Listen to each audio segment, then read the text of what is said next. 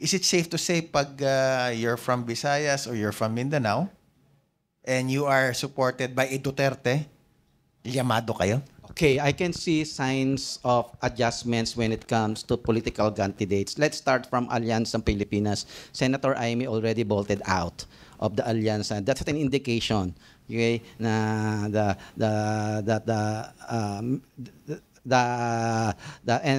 Amy now, Senator Amy now is showing a lot of messages na he cares for Duterte, he wants Duterte back, and then she gave BP Sara platform during his Senate hearing, okay, to speak. So that's an indication until she left. And then right now, another na baka umalis na rin sa alyansa is another figure who commented against the arrest. Okay, the Villars. Kasi Senator Cynthia Villar commented that she was unhappy about the arrest. So, and I observed that for the past 3 campaigns, Camille is campaigning out of the alyansa. She's campaigning alone. But so nagbe-break na. Yes, for the senatorial ones, right? But about dun sa mga local natin, kapag ikaw ay suportado ng isang Duterte and you are running in Visayas or in Mindanao, kayo po ba ay llamado? Sa tingin ko, llamado ngayon yung mga pro-Duterte candidates ngayon. Baka magkaroon ng adjustments ito, lalo na ngayon, ano? Marami ngayong pumapapel ngayon nag-ride on sa popularity ni former President Duterte, not only in Mindanao but also in Luzon. May mga nag-ride on sa kanyang popularity. He's really so popular. Duterte is really so popular now. I don't know if that popularity will spill over to the local candidates following him. Let's see. We don't know. Kasi ngayon observation ko, because I've been doing electoral research for the past 30 years, that in fact before I became counterterrorism scholar, my original area of specialization is electoral politics, when I was still young. And nakikita ko kasi ngayon, wala nang vote buying phenomenon in the Philippines. Ang nangyayari na ngayon is not vote buying anymore, but vote selling. Vote selling? Yeah, so, active na yung voters magbenta. It's vote selling na ngayon. Tapos nga, during your last episode of the agenda, I affirmed the assertion that the midterm 2025 election, as of now, has become the most expensive election we ever conducted since 1946, ma'am. Talagang napakamahal. Napakamahal ngayon ng election. In fact, yung barangay election natin last time, napakamahal. So, pamahal yung election natin. So, ibig sabihin, it's money machine that will really define the result of the election. And I don't know if the Duterte magic can challenge that money machine. So, siguro yung iba tatanggap ng pera, iba boto yung gusto nila ni Duterte. Hey, ma'am. Today is the first day of that 45-day campaign period. You think there will be some significant changes to how elections are conducted or campaigns are conducted, given the backdrop of the Marcos versus Duterte landscape?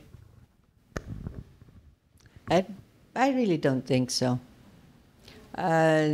Ingrained yung money politics. Ingrained ang dynastic politics. And those two will rule the results of the elections. So whoever has access to both, whoever can be a major player in both dynamics will be able to gather many local governments to their side. But that's the other thing. After the election is the time to go shopping for electeds, because you've seen that naman time and again, di ba? They are this political party when they run and win, but they can change their party affiliation after the election, depending on who's the national leader. So yung mga political party natin, kailangan talaga merong iba't ibang dresses ako. May red, may green, violet. You mentioned something about dynastic, Mama. Kasi, of course, we all know that there is this prohibition in the Constitution about political dynasties, not yet defined in Congress. But given that provision, Ma'am, I encountered a recent regulation within the BARM election procedure. And it was very, very much stated there. Bawal. I think second-degree relatives. Tama po ba yan, ma'am? Ang question yun, bakit nagagawa doon sa BARM pero hindi yata nagagawa ng COMELEC kung it only takes some form of regulation, not needing an enabling law? Why do you think, ma'am, ganun? No, that's the other factor na dapat tingnan natin when we blame the leadership of BARM for mismanaging the autonomous region. Take a look at the accomplishments of the BTA. Now remember, BTA is brand new, right? I mean, they're experimenting. This is like a jeepney fixing itself, kakarag-karag na jeepney, but it has to run. In spite of that, the BTA came up with that particular law. It came up with a law that women love because it mandates that all political parties, yung candidates nila, you should have a quota for women. Yeah, very good. So this is really far and away a Game-changing lot talaga, ma'am. better than the national. Yeah. Now, this happened in a region where we are rightfully, I mean, if we wanted dynasties in our politics, we have every right to do so because we have sultans and we have datus. But they approved it. It's there, yes. Right. So, the leadership can't be that bad if they allowed and supported such kinds of legislation Yeah. to be implemented. Whether that's going to continue, well, it's anyone's guess right now. Professor Rommel, you also agree with Ma'am Amina that the performance of the Bangsamoro Transitional Authority is commendable.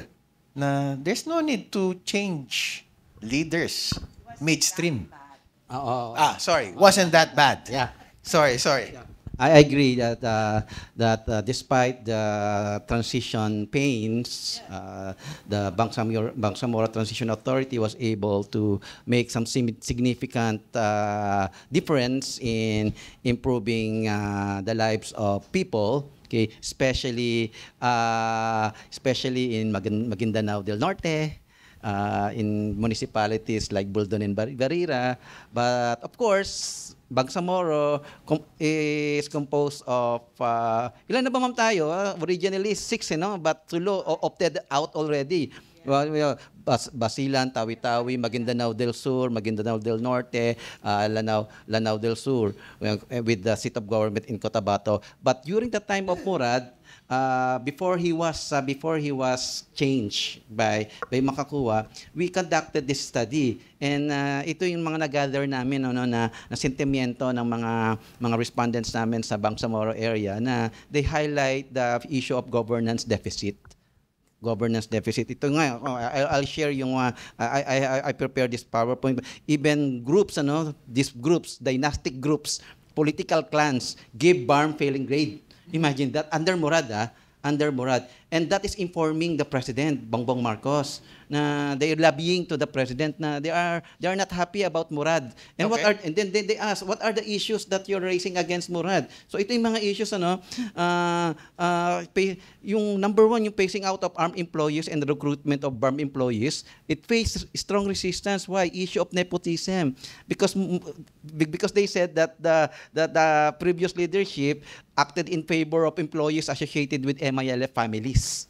So, you see, no? And then, And it is not unique only to PARM. Kasi ganun din naman kung mayor sa Batangas, sa Pangasinan, But sa still- Bicol, Kamag-anak Incorporated. correct. Yes. But they raised that issue. Okay. But aside from that, it's okay if you recruit your members of the families, but those who you recruited from your families are incompetent employees. Barn. Okay, and how can you run a bureaucracy with incompetent members? So they have no issue about recruiting your family members as long as they are competent. And at the same time, okay, now that we accepted the fact that they need to phase out armed employees, but they felt that they were not supported adequately during the phasing out of armed employees. So that's one. And then BTA members being questioned because of the lack of clear qualification standard for political appointment. So, political accommodation rather than political inclusion. Yun ang mga nire-raise na. Political clans demanded holding of regular elections now. And they felt very, very bad that they keep on postponing the elections. And you think, Professor Rommel, this is the voice of the majority or minority right now?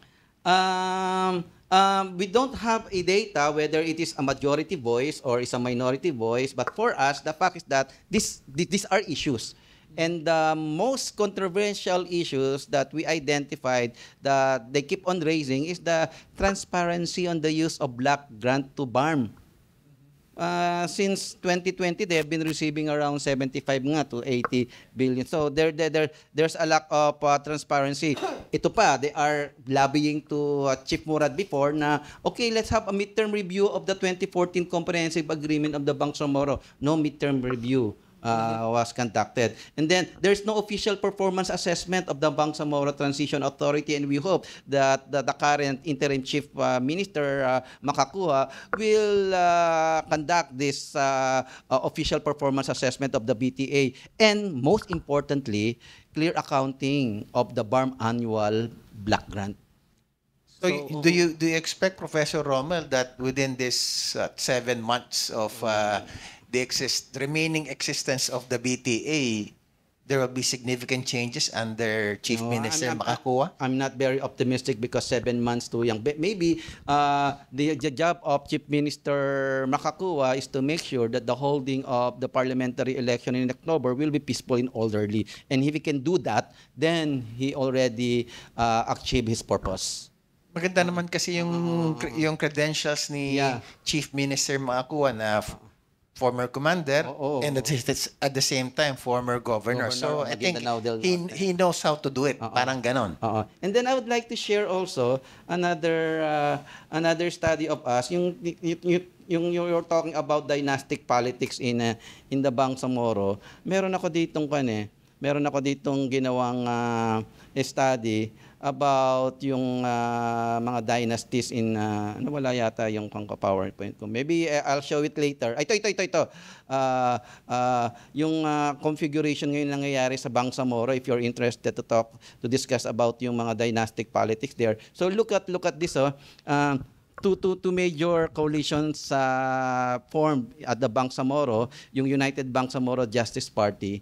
Ito composed of mga revolutionary leaders led by Alhaj Murad Ibrahim, Abdul Rauf Makakuha. Kaya bahagi pa rin siya niyan eh. Then Ismail Mga Dadato. And this is supported by Bangsamoro Party of SEMA, MNLF SEMA, the Mahardika Party of MNLF Miswari, and the Indigenous People's Democratic Party, yung kaibigan ni Ma'am si Froilyn Mendoza, mga kaibigan niya yan eh. And backed by 24 prominent local politicians. I have the list of these politicians, pero... But looking at this list, Professor Rommel, mukhang maganda laban. 50-50, oh. Oo. Eh, yung kabila ng may Bangsamoro Grand Coalition, ito yung mga traditional politicians. Yes. You led by the mga Dadato clan. Ito yung mga Dadato, saksi by Maria mga Dadato. But Yeah. these are supported by other traditional politicians. Yung Serbisyong Inklusibo Alyansa Progresibo of Mamintal Adyong, kaibigan din ni Ma'am yan. Salam Party of Sakutan, kaibigan ulit ni Ma'am yan. And Mujib Hataman, kaibigan din ni Ma'am yan. And backed by 26 prominent local politicians. And this is my observation. Yes. Many of these local politicians, they have an inclination to support Duterte. And therefore, I don't know kung merong secret deal ang Malacanang saka kay makakuha to change that landscape.